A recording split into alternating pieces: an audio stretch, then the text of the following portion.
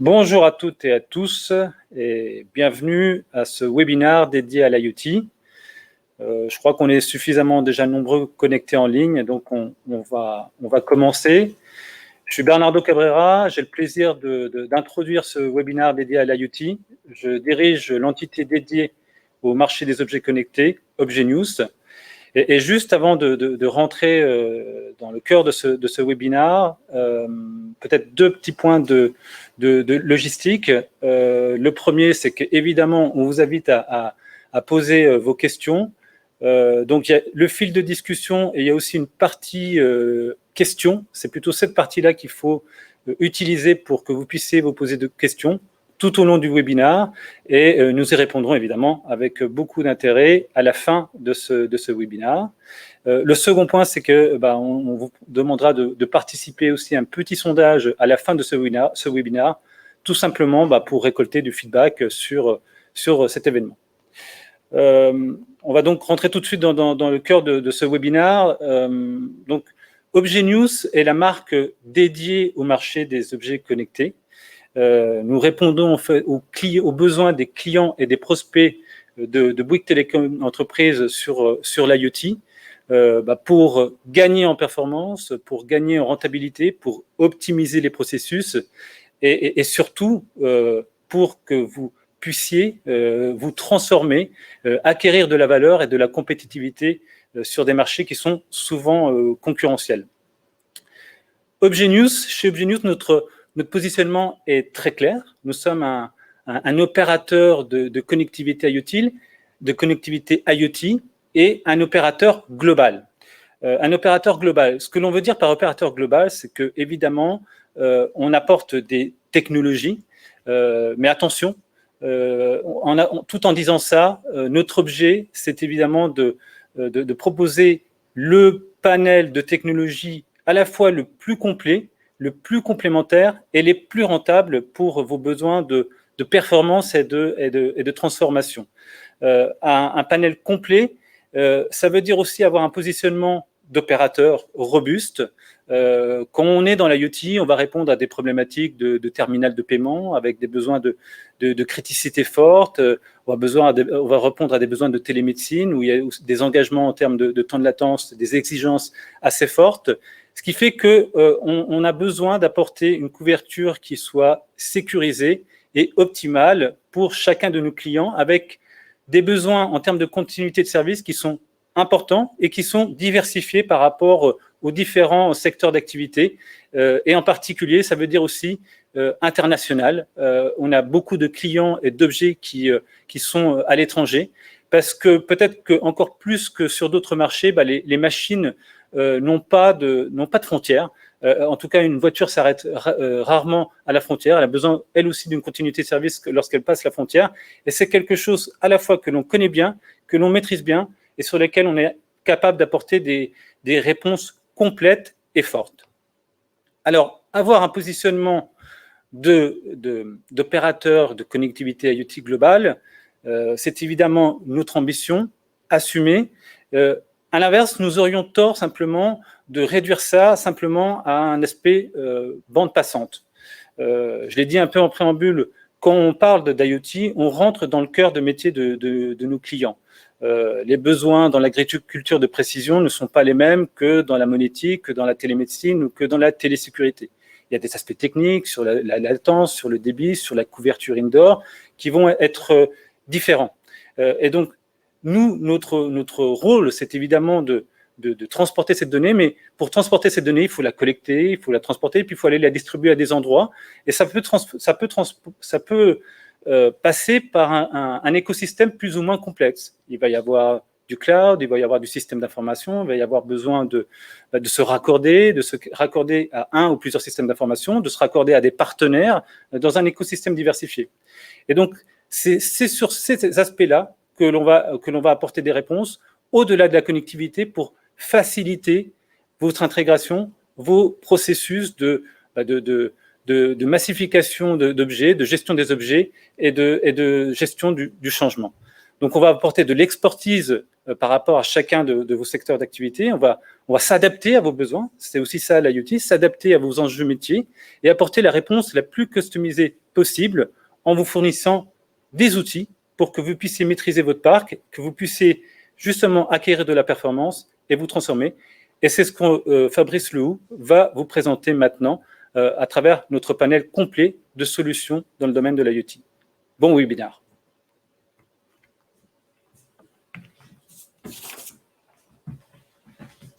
Bonjour à toutes et à tous. Alors je me présente effectivement, Fabrice Lehoux. Je dirige l'équipe marketing et projet de l'entité dédiée IoT Obgenius. Alors je suis ravi d'être là avec vous pour animer ce webinaire sur une thématique forte qui est donc comment garantir la performance et la rentabilité de vos solutions IoT. Alors nous allons aborder ensemble pendant une vingtaine de minutes nos enjeux majeurs sur ces solutions IoT, les besoins et exigences qui vont en découler et comment y répondre. En effet, après une phase de conception, de choix technique, technologique, de vos partenaires, des briques, du boîtier hardware, vous allez déployer vos solutions et passer en phase de production. Et là, vous avez vos premières remontées d'expérience terrain. Et dans cette phase d'exploitation de vos services, vous allez faire face à 3 enjeux majeurs. Excusez-moi, j'avais oublié d'appuyer sur la petite zapette. 3 enjeux majeurs dans cette situation. Alors le premier, le perpétuel, permanent enjeu, c'est l'optimisation des coûts, la rentabilité de vos solutions. Mais aussi, face à cette expérience terrain, le retour, le feedback des utilisateurs finaux, vous êtes aussi dans un enjeu d'amélioration continue de la performance, comment garantir la meilleure qualité de service à l'utilisateur final.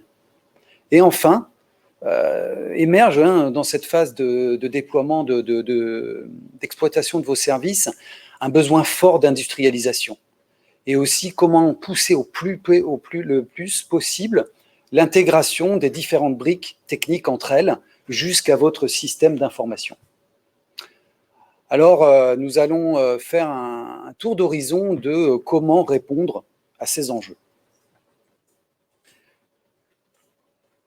Alors, le premier, pour démarrer, on va démarrer avec ce qu'on appelle le fameux triple A. En effet, les équipes opérationnelles qui supervisent ces solutions IoT vont assez rapidement faire face à un manque d'information parce qu'ils vont avoir besoin d'autonomie. Comment agir vite, comment prendre la bonne décision, comment optimiser les incidents éventuels. Ils vont aussi avoir besoin d'anticiper, comment détecter au plus tôt un incident, comment détecter au plus tôt une dérive des usages, etc. Et enfin, un besoin d'automatisation évident, comment gagner en réactivité, comment simplifier les règles métiers pour un gain de temps et bien sûr un gain en rentabilité et en performance. Alors pour répondre à ce triple A, un asset majeur dans la chaîne d'une solution IoT, c'est la plateforme IoT. Alors chez Obgenius, cette plateforme s'appelle Gateway. Et vraiment, nous investissons énormément dans le développement de cette plateforme. Pour nous, c'est vraiment une brique extrêmement importante et qui reste différenciante dans les solutions IoT. Nous avons d'ailleurs décidé depuis le début d'avoir cette plateforme interne, in-house, parce que pour nous, c'est le seul moyen de pouvoir personnaliser, adapter les fonctionnalités aux besoins de nos clients et un axe important pour pouvoir maîtriser notre roadmap. Avec ces 20 ans d'expérience que nous avons, cette vie auprès de nos clients, nous avons vraiment construit un outil décisionnel. Ça va vraiment au-delà de pouvoir commander ou juste agir, activer une carte SIM. Par exemple, un axe fort de développement que nous faisons sur cette plateforme, c'est la supervision en temps réel. Alors quand je dis supervision, c'est vraiment la supervision des services IoT dans leur globalité. On a un véritable cockpit M2M où on va dans le temps regarder le comportement des usages par métier, par flotte, et être capable comme ça de pouvoir alerter et en un clic être capable de savoir si son service M2M fonctionne ou pas. Par exemple, On peut mesurer le taux d'usage des batteries de recharge de véhicules et avec des seuils bien précis, savoir que par exemple un dimanche, on va observer un comportement anormal peut-être par rapport au dimanche d'avant. Ou encore d'actualité avec le déconfinement, on va très rapidement détecter un taux de paiement bancaire qui explose dans les centres commerciaux comparé à un mercredi d'avant en période de confinement. Un deuxième axe qu'on développe énormément aussi, en rapport, tout à l'heure, on a parlé d'un besoin d'autonomie, c'est l'autodiagnostic. On a vraiment un véritable coach M2M qui va, par exemple, si on prend l'exemple de la télérelève d'un compteur, on va pouvoir en un clic analyser ce compteur, analyser toutes les zones avec les compteurs qui sont aux alentours pour faire des comparaisons et savoir est-ce que finalement j'ai une perturbation locale de la connectivité du transport, ou on est capable même de savoir que finalement c'est le compteur qui ne répond plus ou qui éteint ou qui est en train de rebooter. Et là, nous avons un client, grâce à ces outils, qui a pu augmenter son taux d'efficacité de plus de 30% des interventions sur le terrain. De bien savoir agir, de prendre la bonne décision et d'envoyer de façon pertinente un technicien sur le terrain. Voilà, alors à travers ces exemples, nous montrons que cette plateforme IoT, elle doit être absolument complète, paramétrable, customisable à vos enjeux pour pouvoir répondre à ces enjeux de performance et d'efficacité, de rentabilité de vos solutions.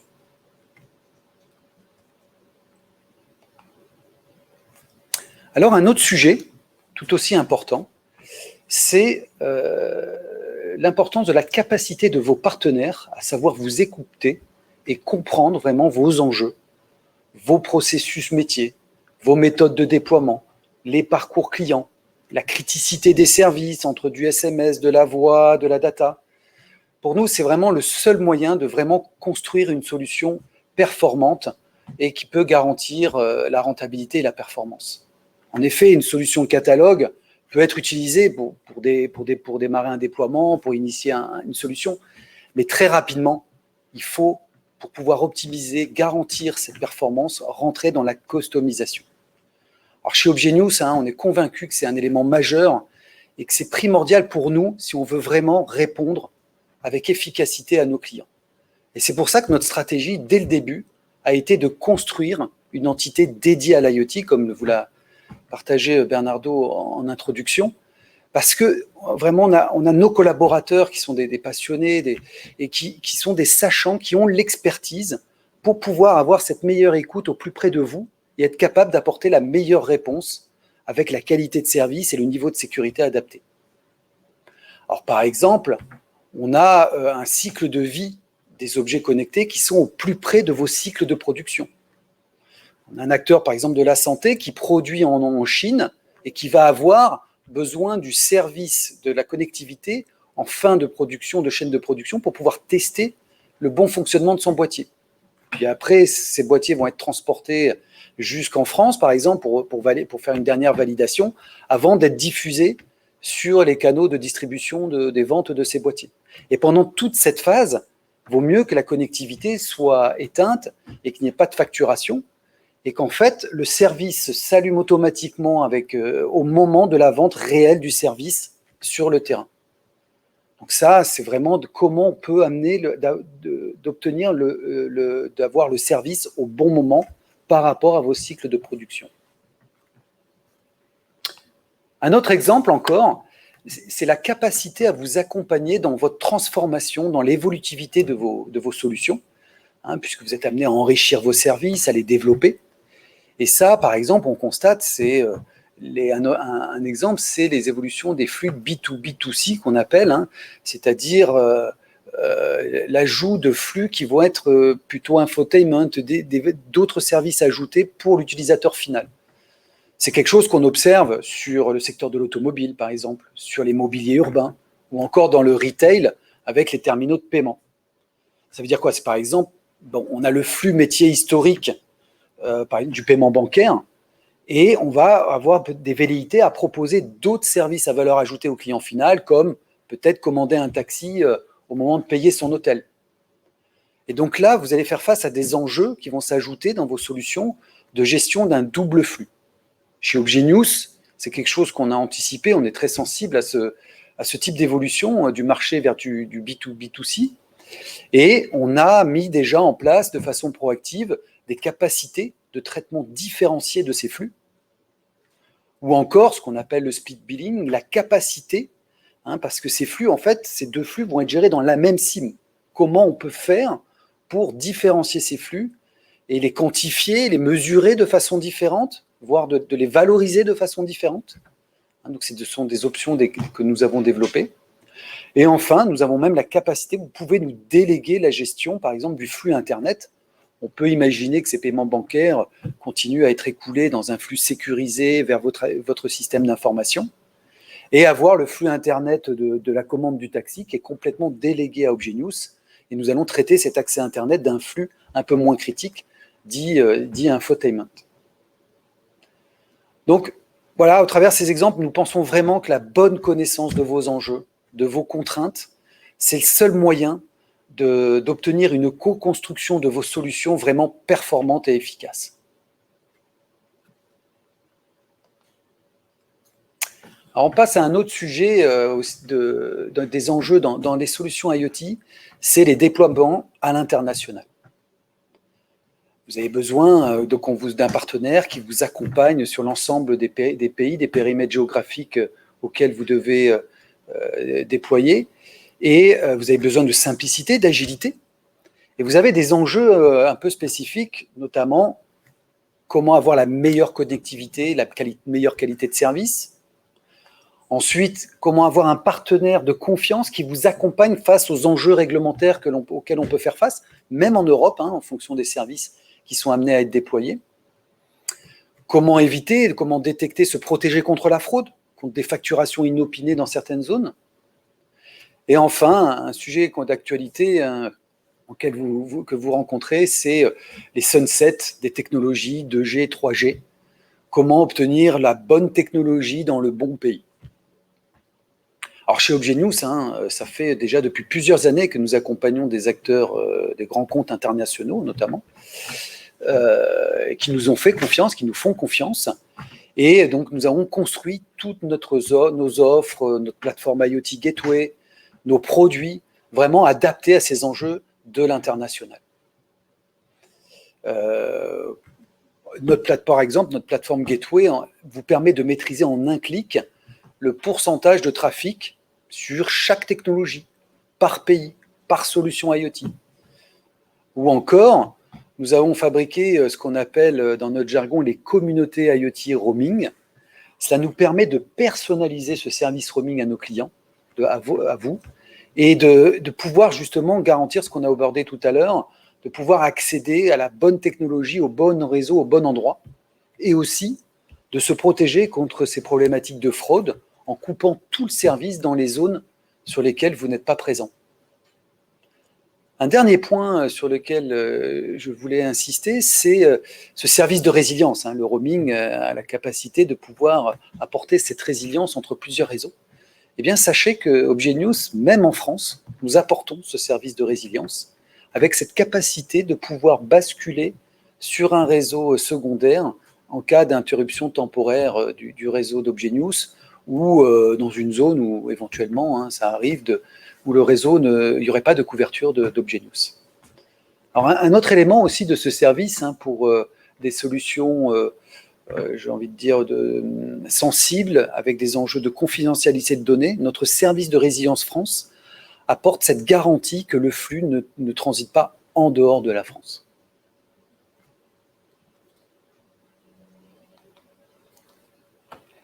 Alors un autre élément dans ces solutions IoT à ne pas négliger, c'est la SIM. Alors pour nous, ça reste un élément majeur dans la chaîne IoT, différenciant et qui vraiment peut apporter de la valeur ajoutée à vos solutions IoT. Nous sommes convaincus de cela et nous investissons beaucoup aussi dans ce produit-là, avec une roadmap qui est vraiment drivée par la qualité de service et la sécurité. Alors cette SIM, c'est une SIM finalement, elle peut embarquer de l'intelligence. C'est là où elle va au-delà de ses caractéristiques physiques, bien sûr, pour répondre aux enjeux de vibration, d'humidité ou des SIM soudés, on va pouvoir embarquer de l'intelligence et répondre à vos besoins, notamment, qu'on parlait tout à l'heure de sécurité, on peut imaginer une option anti-vol, plus qu'imaginer, elle est disponible. Mais encore, nous avons breveté notamment 2 applications. La première qui permet de garantir un accès au meilleur réseau. Et la seconde, c'est un événement qui peut arriver dans le roaming avec ces multitudes de réseaux, c'est comment je peux garantir que j'accède aux services data. Et là, cette application embarquée va vraiment de façon automatiquement et agnostique des devices vous apporter cette qualité de service en automatisant une bascule d'un réseau à un autre en cas de détection automatique du service data qui serait indisponible. Ce sont ces différenciants-là, par exemple, nous avons un client qui a même réussi à apporter ce différenciant par rapport à ses concurrents lui-même dans sa solution finale, en mettant en avant ce type d'option.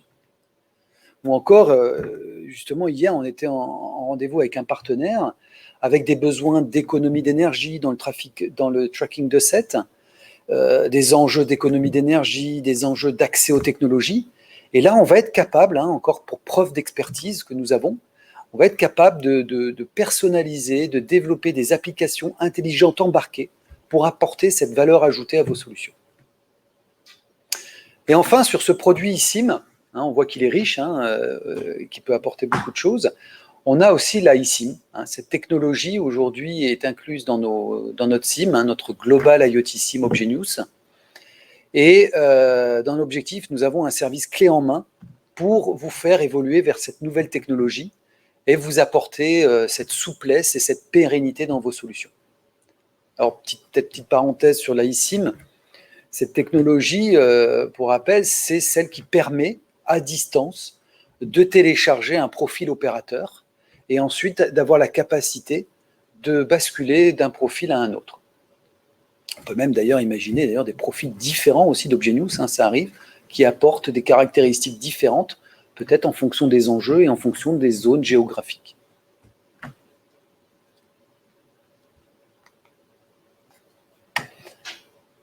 Alors, ça fait un autre élément, on voit que l'IoT est très riche et toutes ces briques technologiques apportent chacune leur valeur et leur atout.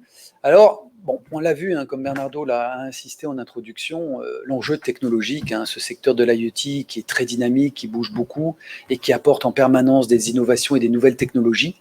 Donc, vous faites face à cette multitude de technologies. Donc, Obgenius, clairement, notre objectif, c'est la technologie ne doit pas s'imposer à vous, mais vraiment, elle doit servir à répondre aux besoins en fonction des enjeux métiers, de la latence, du débit, de la pénétration indoor, de l'économie d'énergie, etc. En fonction de ces critères, de ces choix, vous allez pouvoir choisir une technologie par rapport à une autre.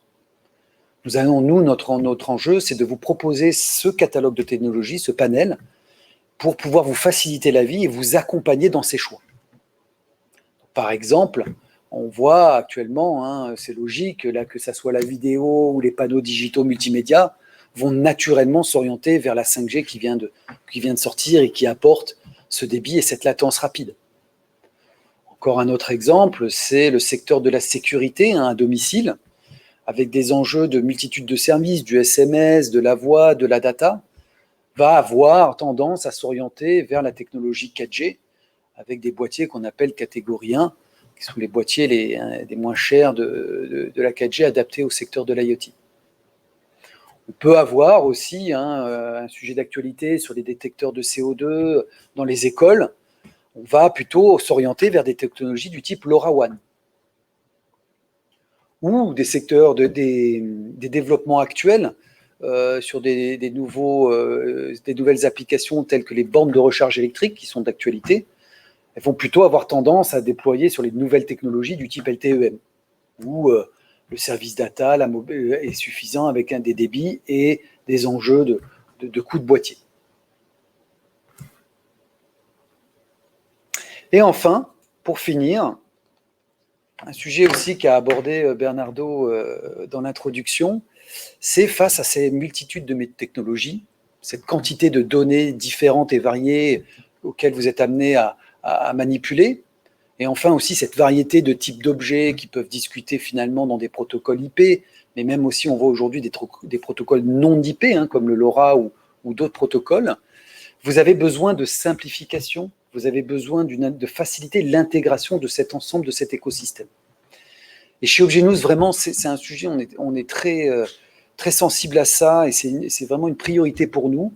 On n'a pas des velléités de rentrer dans des verticales métiers, mais on pense qu'on a vraiment un enjeu à jouer en tant qu'enabler pour vous faciliter cette collecte de données, comment on peut la trier et finalement vous apporter de façon la donnée la plus pertinente possible et de façon la plus simple possible. Donc nous avons développé un module dédié à ce qu'on appelle le data management, qui a pour objectif, donc comme on le voit sur le slide, d'essayer d'être le plus agnostique possible face à vos parcs diversifiés, de collecter cette donnée avec tout un catalogue finalement de connecteurs de données, hein, tels que le MQTT ou autres. Ensuite, de voir comment on peut être amené à enrichir cette donnée, à la manipuler, à la sélectionner, à la trier pour vous simplifier la vie.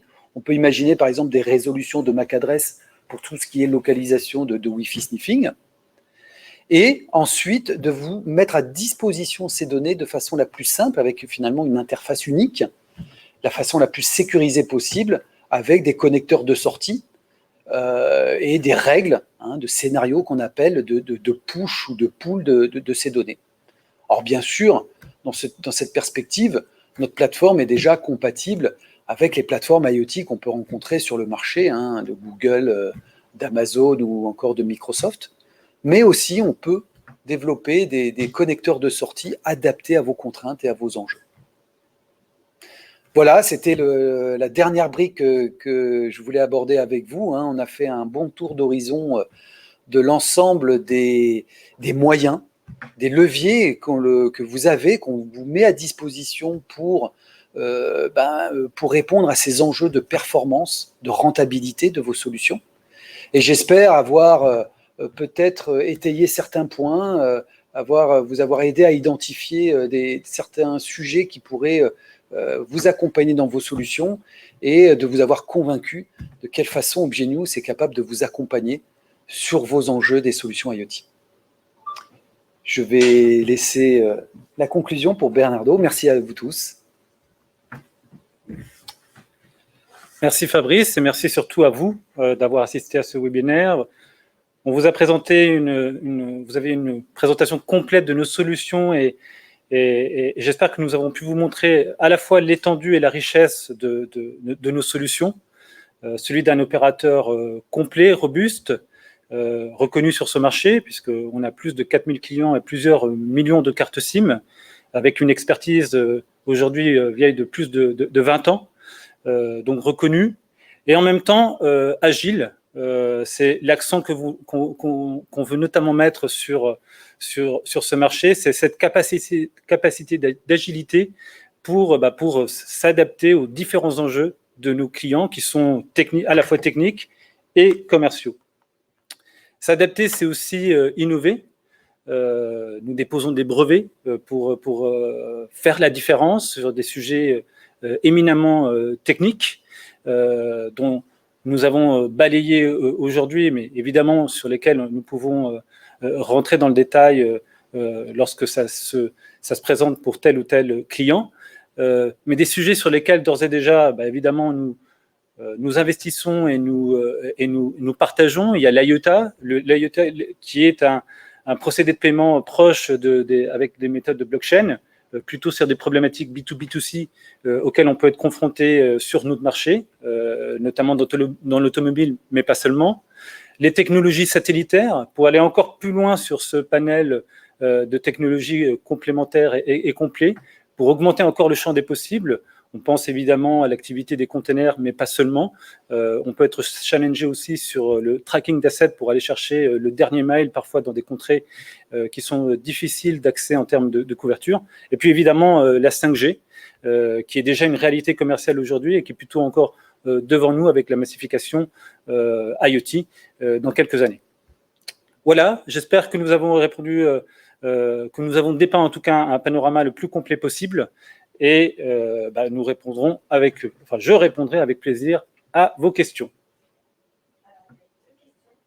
Ouais.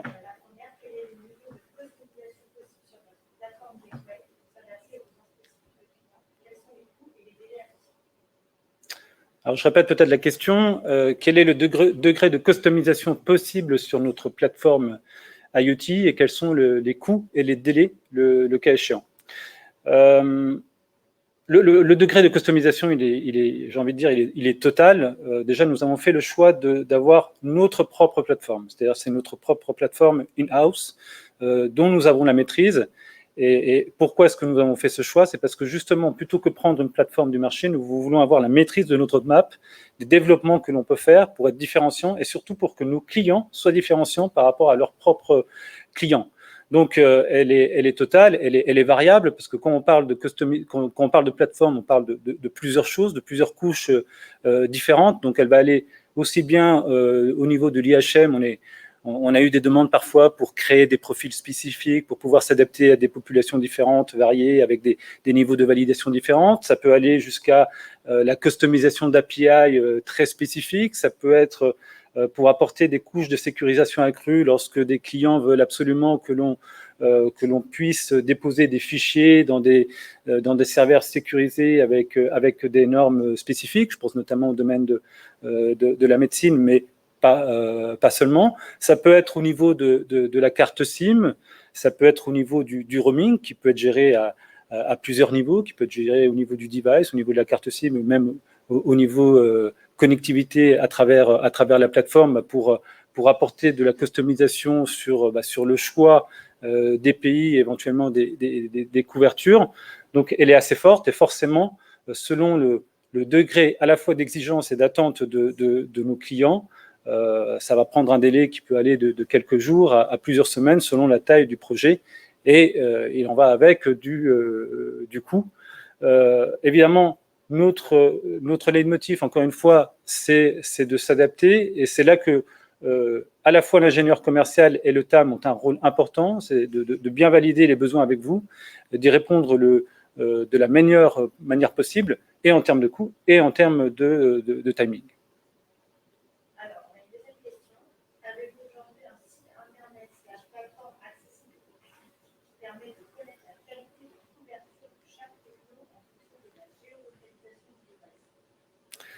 Alors, donc je répète la question. Est-ce que nous avons un site internet public accessible qui permette d'avoir la meilleure technologie disponible en fonction de la géolocalisation du device?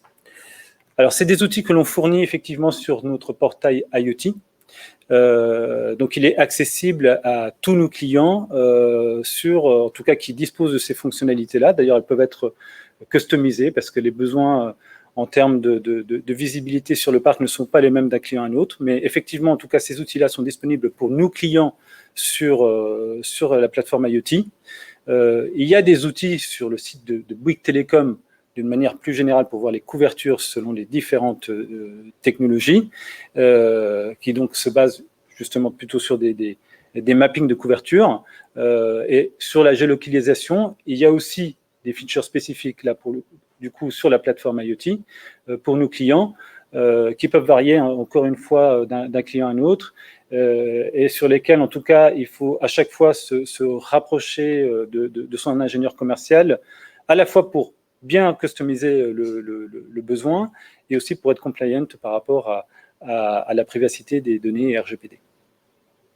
Alors, on a une autre question pour les objets connectés. Même si vous êtes agnostique, avez-vous une liste de partenaires qui ont déjà des objets où la qualité de connexion est vérifiée?